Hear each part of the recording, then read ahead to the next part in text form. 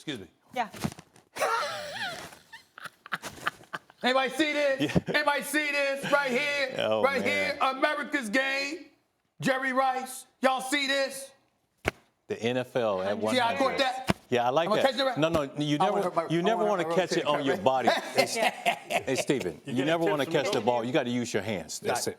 Always use your hands. There you Use go. your hands. I'll say this: in football, you have arguments about every position. Who's the GOAT? That even Tom Brady, Joe Montana, 4-0 in Super Bowls, 13 touchdowns, no interceptions. No one argues this one fact. The greatest receiver of all time, Jerry Rice. Hello. That's a fact. No one argues it. 447 more receptions than anybody else, 8,315 more receiving yards than anybody else, and 49 touchdowns more than anybody else. That would happen to be you. There's no Michael That's Jordan crazy. of football, but there is a That's- Michael Jordan of that's really receivers. crazy, You are the though, guys. MJ of receivers. You know what, guys? I just played the game. I loved the game, and I just wanted to win.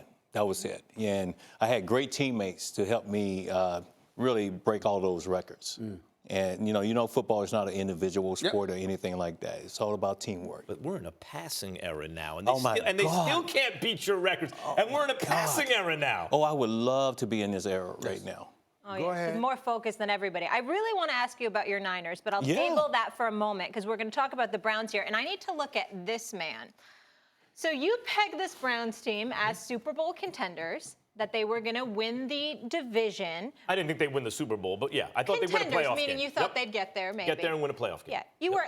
You were real excited. Oh, yeah. Are you officially off the bandwagon? Do you mean, are you even suggesting right now that simply because they lost the game to Denver and they showed certain improvements in certain areas, that I am now going to completely jump off the Browns bandwagon? You really think that's going to happen? Yeah, I think that'd be the smart move. Yeah, I am. I'm going to do that.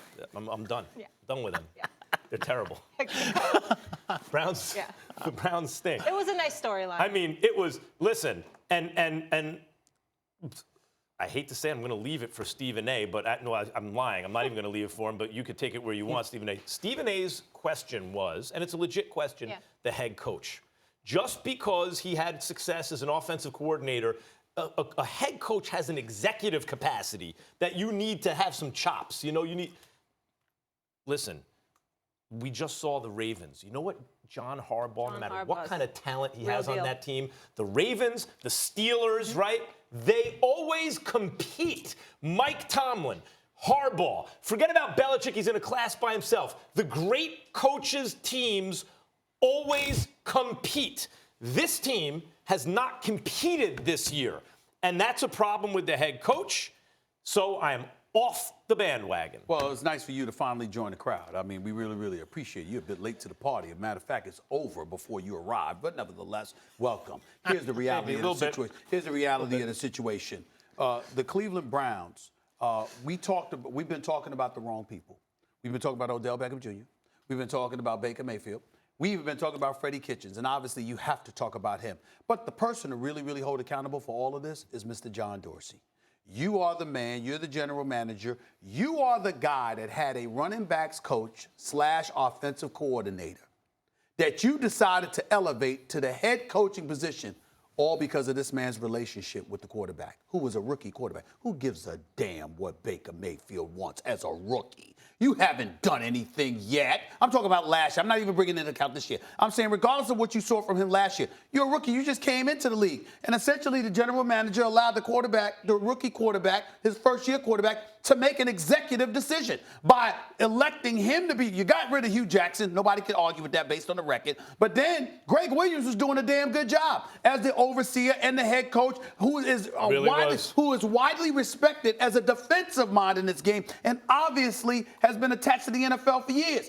And you bypass him to get a guy in Freddie Kitchens, that was a quarterbacks coach in Arizona, a running backs coach in Cleveland. He goes from a running backs coach to an offensive coordinator to a head coach in the NFL inside of 8 months. All because your rookie quarterback said, I really like him. Really? So maybe at this particular moment in time, while we've given John Dorsey all the praise in the world, drafting Denzel Ward, you got Garrett, okay, you got Baker Mayfield, you acquired Nick Chubb, you're going to get Kareem Hunt, all right? You got Jarvis Landry, you made the trade for Odell Beckham Jr., and we spent so much time giving this man credit that we didn't give him blame for the most egregious mistake imaginable, and that is allowing a one-year quarterback to make an executive decision. Inexcusable. Floor is yours, Jerry. Real quick, just mark this down. 10:23 a.m. November 4th. Stephen A. was right. People should remember this because it doesn't happen often. Yes. You know, but looking at this team, on paper, they really look good, but they haven't carried that to the football field.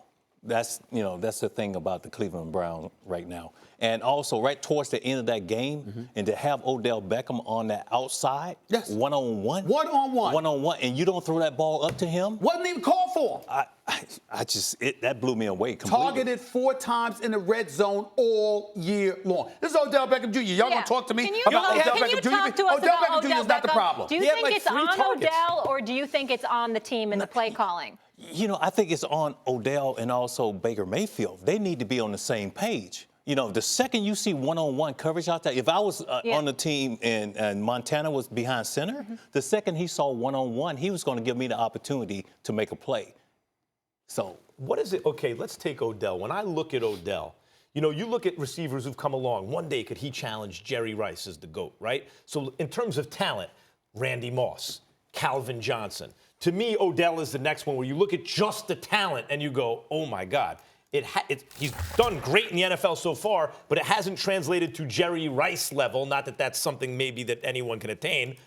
What do you see from Odell right now as a player? I think Odell is a competitor. He wants to win, and maybe he's just not in the ideal position right now. But I have, talked to this guy. He's a hard worker, and he wants to, be exceptional on the football field. But I think with the Cleveland Browns, it's not going to happen. I will say this, and I have profound respect for Odell Beckham Jr. and his greatness, and I really, really like Jarvis Landry a lot. The stuff with the cleats and all of this stuff where you got to change it at halftime, stop the nonsense. You know going into the damn game what's allowed, what's permitted, and what's not. Thanks for watching ESPN on YouTube. For more sports highlights and analysis, be sure to download the ESPN app. And for live streaming sports and premium content, subscribe to ESPN+.